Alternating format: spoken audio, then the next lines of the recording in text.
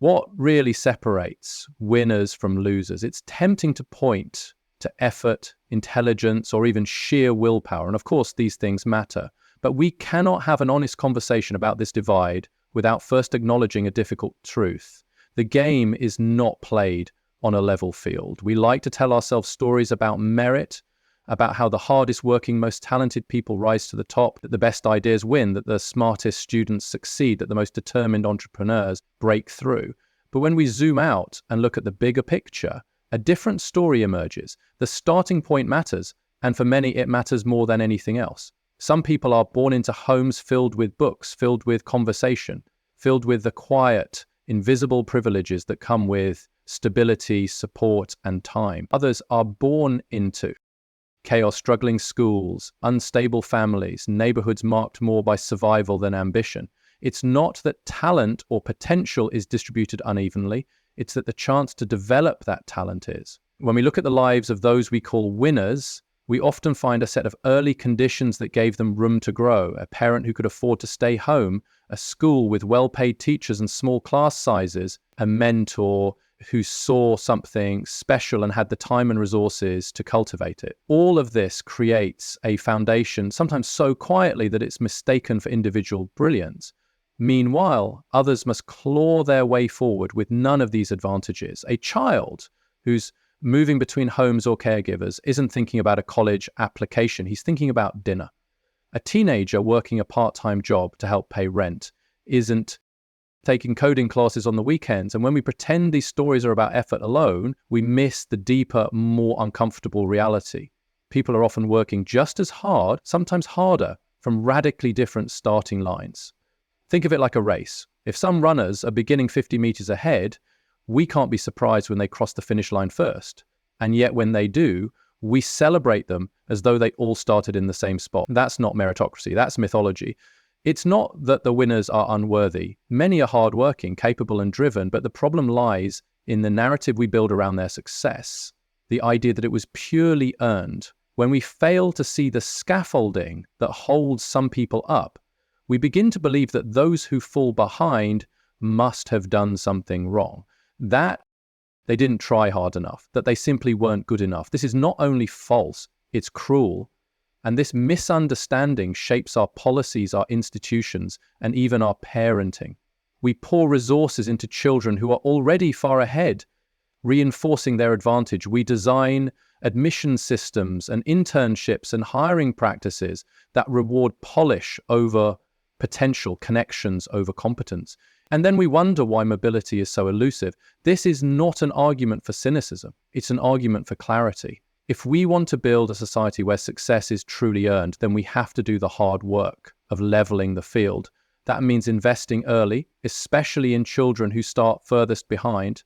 It means breaking down the barriers that quietly preserve privilege, legacy admissions, unpaid internships, exclusive neighborhoods. It means asking not just who wins, but how they win and whether everyone had a real shot at the starting line. Because until we confront the unevenness of that starting line, we'll continue to mistake advantage for achievement, and we'll keep telling ourselves stories that let us sleep comfortably even as others struggle just to stand. And that's the first thing that separates winners from losers, not who they are, but where they begin. Character isn't something we're simply born with. It's something that is formed, shaped by the circumstances and environments we find ourselves in. Too often, we talk about success as if it's the result of an individual's inherent drive, grit, or some innate quality that makes one person rise above the rest. But the truth is that character is cultivated.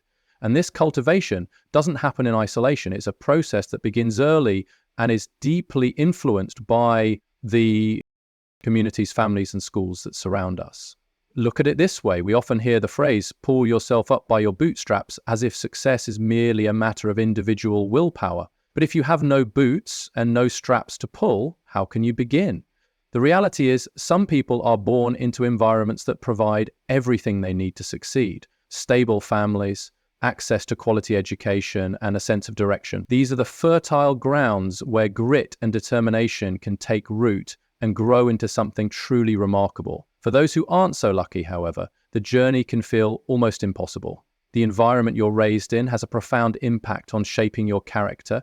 Stable families, those where children are given attention, guidance, and love, create an atmosphere that fosters emotional resilience, curiosity, and confidence. A child growing up in a nurturing environment has the luxury of exploring their potential without the constant strain of insecurity or fear. Their failures aren't catastrophic. They're opportunities to learn.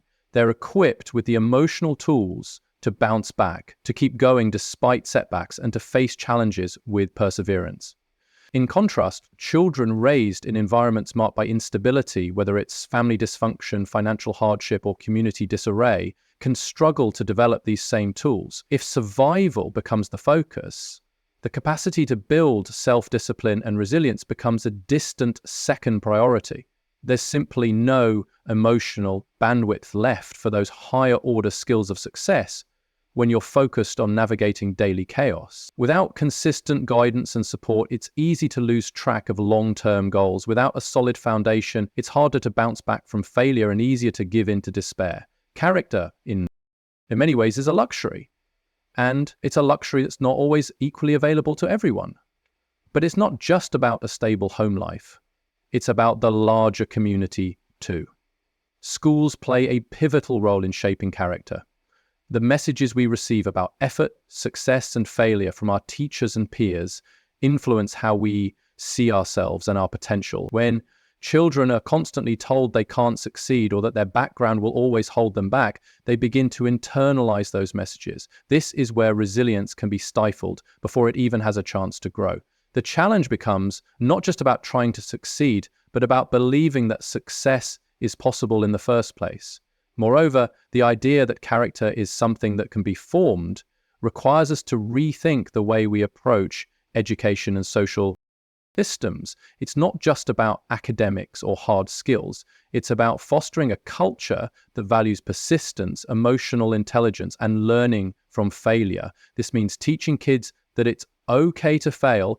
It's what they do afterward that matters. In other words, developing character isn't just a personal journey, it's a collective responsibility. When we talk about winners and losers, we must recognize that those who succeed often do so because they were given the right environment to develop the necessary character traits. Their character wasn't something they just woke up with. It was shaped by people who believed in them, by schools that nurtured their potential, and by communities that provided the emotional support they needed to grow. On the other hand, those who struggle often lack these same privileges. It's not a question of whether they have the potential to succeed. It's a question of whether the systems around them allow their character to develop in the first place. So let's move beyond the simplistic narrative that success is solely about individual traits. It's about the ecosystems we build, the families, schools, and communities that help shape a person's character. And if we want a society where more people have the chance to be winners, we need to start by ensuring that the environments we create allow people to grow into the kind of resilient, determined, and capable individuals we admire. Only then can we say we've truly created an opportunity for everyone to succeed. When we talk about winners and losers in society, it's important to recognize that the playing field is rarely level. Winners, more often than not, are people who benefit from structural advantages that are far beyond their own. These advantages come in many forms, from family wealth and access to elite education to social networks that open doors. It's easy to romanticize success and frame it as the result of hard work, talent, and ambition, but the truth is more complex. The fact of the matter is that the upper class has a significant advantage, not just in acquiring wealth, but in hoarding it. It's not just about the money in the bank. It's about the systems that exist to ensure that wealth and opportunity remain concentrated in the hands of a few. These systems are not always obvious. They don't appear as glaring obstacles or immediate barriers. Instead, they operate quietly in the background, sometimes so entrenched that we barely notice them, but their effects are profoundly unequal. Take, for example, something as seemingly benign as zoning. Laws. These laws regulate how land can be used, dictating where schools, parks, and even entire neighborhoods are built. In affluent areas, zoning laws are often designed to protect property values and maintain exclusivity. At their worst, they prevent affordable housing projects from being built in high-demand areas. What this does is simple. It ensures that only those with wealth can live in neighborhoods that have the best schools, the best job opportunities, and the best access to social capital. In essence, the rich are able to lock out others, limiting their ability to even compete for the opportunities that would help them rise. Another example is the unpaid internship. In many industries, these internships are the stepping stones to full-time employment. The problem, however, is that unpaid internships are often only accessible to those who have the financial backing to work for free. If you come from a low-income background, the idea of working for months without pay is not just impractical, it's impossible. So what happens? The very people who need experience the most are shut out of the opportunities that would allow them to climb the ladder of success. In effect, this becomes a self-reinforcing cycle. The rich get richer and the poor are left behind. So what we see here is not just a matter of individual effort or personal failure. It's a matter of opportunity hoarding. Those who are already at the top of the socioeconomic ladder have found ways to ensure that their success is not just personal, but systemic. They maintain their position by creating and preserving opportunities that are often out of reach for the majority. These systems are often justified under the guise of meritocracy, but in reality, they create a closed loop where the people at the top are always at an advantage. It's crucial to acknowledge that the concept of fairness is skewed. We like to tell ourselves that the economy is a meritocracy, that if you work hard enough, you'll succeed. But when the game is rigged in favor of a select few, the truth is much more complicated. The children of wealthy families grow up with access to not just the best schools, but private tutors, connections in the industry, and internship opportunities that aren't available to others. They don't just have the resources to succeed, they have the resources to avoid the barriers that would prevent others from reaching the same level of success. We have to recognize the ways in which opportunity is systematically concentrated, how the rules of the game are set up to keep the winners winning. To break the cycle, we need to rethink how we distribute opportunity in society. This isn't just about leveling the playing field, it's about dismantling the barriers that prevent upward mobility in the first place. The question is not whether people can succeed if they try hard enough. The question is whether everyone, regardless of their background, has the same shot at success. If we want to live in a truly just society, one where success is based on merit and not inherited privilege, we have to start by ensuring that opportunity isn't something that can be locked away. The system as it stands isn't broken, it's just designed to work for a select few. Changing that means creating pathways for everyone, not just the wealthy, where they can rise based on their abilities, not the advantages they were born with. We must strive to remove the silent barriers that preserve privilege, creating a system where opportunity is not something you are born into, but something you can earn, no matter where you start. Only then can we begin to see real mobility and real fairness in our society. Stability plays a pivotal role in shaping who we are, how we perform, and how we move through life. It's something we often take for granted, especially if we've had the fortune of growing up in environments where basic security was never a worry. But the truth is, stability is often the silent foundation on which success is built, especially for those we define as winners.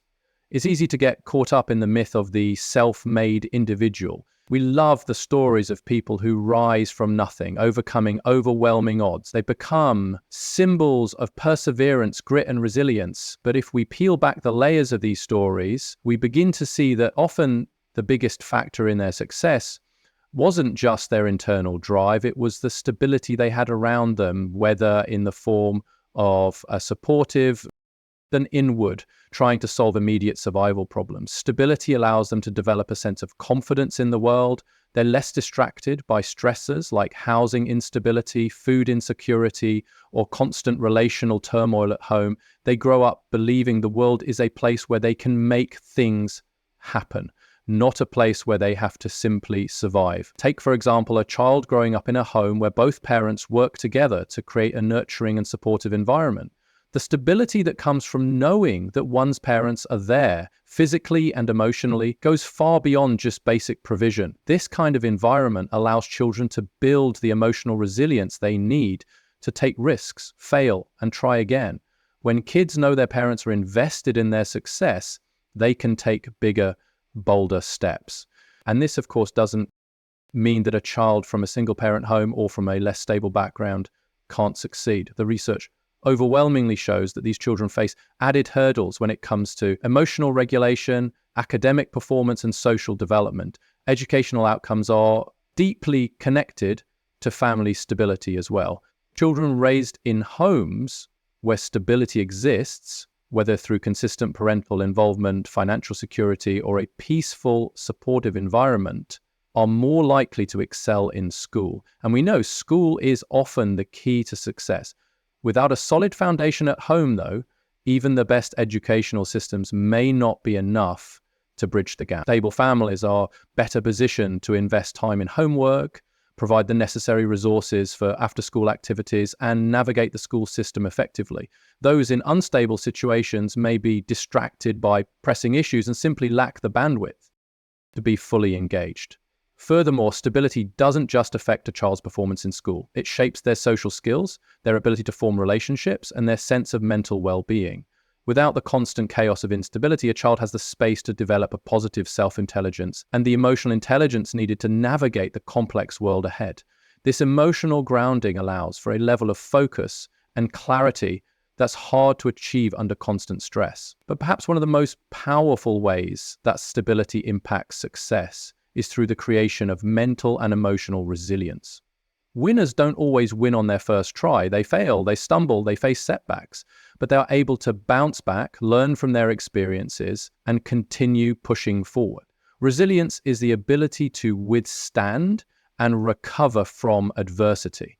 And it's not something we're all born with. It's something we develop over time, often through stable, nurturing environments that provide us with the resources and confidence to face challenges. Without stability, many of us would be forced to constantly navigate uncertainty, which leaves little room for growth.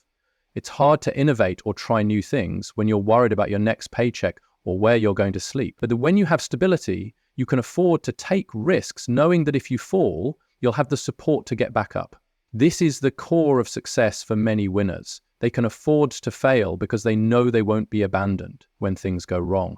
We need to stop romanticizing struggle as a path to greatness, as though everyone who faces adversity will come out the other side stronger. The reality is that stability, above all else, is the unseen force that shapes winners, giving them the foundation they need to succeed. So let's be clear, the world doesn't reward struggle for struggle's sake. The world rewards resilience, focus, and the ability to turn opportunity into success. And these things are often made possible by one simple factor: stability. We often hear that skills pay the bills. And while there's truth to that, there's something deeper going on in our modern economy, something that challenges the very idea of a level playing field. Yes, skills matter, but too often the path to opportunity is blocked by a credentialing system that doesn't always reflect the true capabilities of individuals. Instead, it's often the piece of paper, the title, or the name of the institution on your resume that opens doors, regardless of whether you actually have the skills to back it up. Take a moment to consider how many talented people are sidelined, not because they lack ability, but because they lack the right credentials. It's not about whether someone can perform the job or innovate.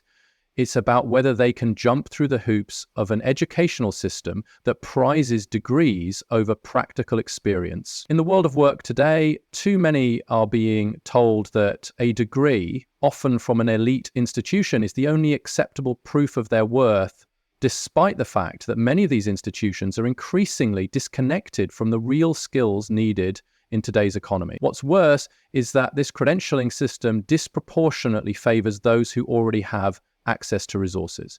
Those from wealthier backgrounds who can afford to attend prestigious schools or universities, who can take unpaid internships or move to cities with the best opportunities. For many, education is no longer just about learning. It's about signaling status and securing a spot within an exclusive, self-perpetuating network. This trend limits opportunities for those who don't have the luxury of attending top-tier schools or paying for years of unpaid internships, locking them out of industries and roles where they could excel. It's not just about the education institutions themselves. It's about the culture that's grown up around them. The idea that success is about where you went to school rather than the skills you developed or the experiences you had has become so ingrained in our society that it often clouds our judgment. This focus on credentials creates a system where the so-called winners are often those who simply had the privilege of getting access to the right educational resources in the first place. It doesn't necessarily correlate with the abilities they bring to the table. But here's the thing. The real measure of success should be the ability to do the job, to solve the problems, and to deliver value, not whether you check a box on an application that says you've completed a degree from a well-known university. The fact is, in many industries, especially in tech, the most innovative minds come from people who never walked through the doors of Ivy League schools. They learnt on their own, developed their skills in the trenches, and then applied them in real-world scenarios, often with less prestige, but just as much, if not more, effectiveness. Unfortunately, the current system is not set up to prioritize this. Instead of creating avenues for individuals to showcase their capabilities through practical experience or apprenticeship, we've created barriers that force people into a narrow, credential-based pipeline. We've convinced ourselves that the most reliable indicators of potential are the degrees on a resume, without considering the fact that they often obscure real-world experience and hands-on learning that would better prepare someone for success. There's an entire generation of individuals who are fully capable, who have developed the necessary skills and know-how, yet are still excluded from opportunity because they don't have the right piece of paper. Worse yet, there's a devaluation of skills that don't come with credentials. Whether it's self-taught coding, hands-on craftsmanship, or learning through non-traditional routes. And these individuals are often overlooked because we've bought into the myth that credentials are the only reliable metric of someone's ability. So what does this mean for us? It means we need to rethink how we measure talent and success. We need to move beyond a system that elevates credentials above capabilities and work to create an environment where skills can be demonstrated, nurtured, and rewarded regardless of where you learned them. This isn't just about fairness, it's about innovation, growth, and maximizing human potential. We cannot continue to uphold a system where the opportunities are limited to those who have had access to the best schools and the best internship. We need a system that rewards the quality of work, the application of skill, and the results you deliver, whether or not you have a degree hanging on the wall. The future is about recognizing that the game isn't just won by those who can pay for the best education, but by those who can prove what they can do with the skills they've mastered.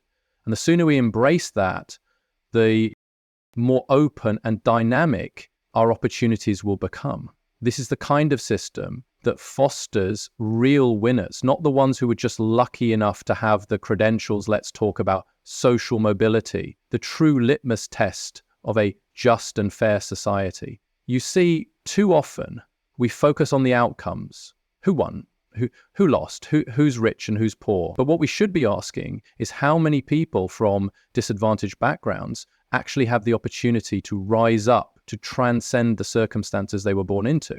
That's where the real question lies. Can someone born into poverty break through, or are they doomed to stay trapped in a cycle of disadvantage? When we look at societies across the world, this ability to move up the social ladder is often dictated by one thing: how open the system is to people of all backgrounds. If you want to know whether a society truly values merit, it's not about looking at the wealthiest individuals at the top or even those who sit comfortably in the middle. It's about looking at the bottom. How many people have the opportunity to escape the cycle of poverty and how much they can achieve once they get the right opportunities? We like to think of ourselves as a meritocracy where hard work is supposed to pay off. The American dream tells us that anyone can make it, that anyone can pull themselves up by their bootstraps. But what if the system is more rigged than we care to admit?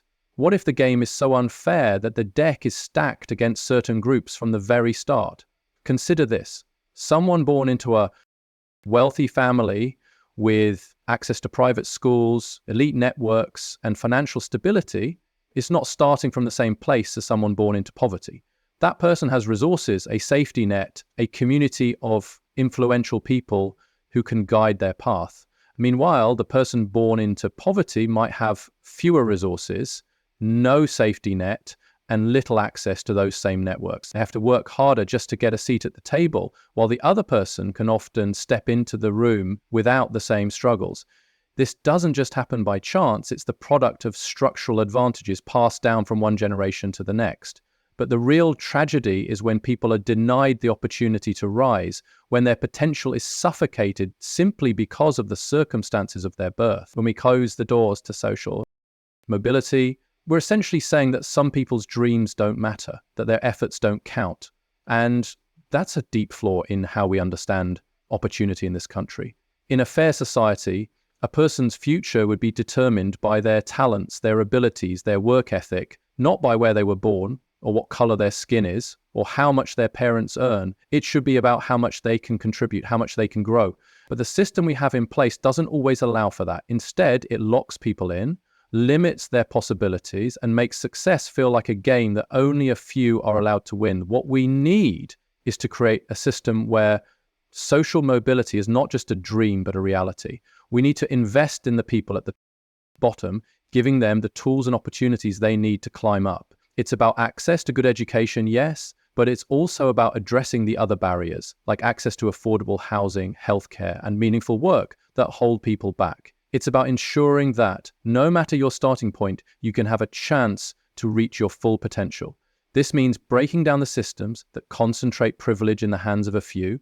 It means addressing how wealth is passed down from one generation to the next, not just in terms of money, but also in terms of opportunity. We need to rethink how we define success. Is it just about who has the most money, or is it about who has the greatest capacity to create, to innovate, and to make the world a better place? The true measure of a society is not how high its richest members climb, but how far its poorest members can rise. The more we restrict social mobility, the more we send a message that some lives are worth more than others. That's a message we cannot afford to send in a society that claims to value fairness, merit, and equality.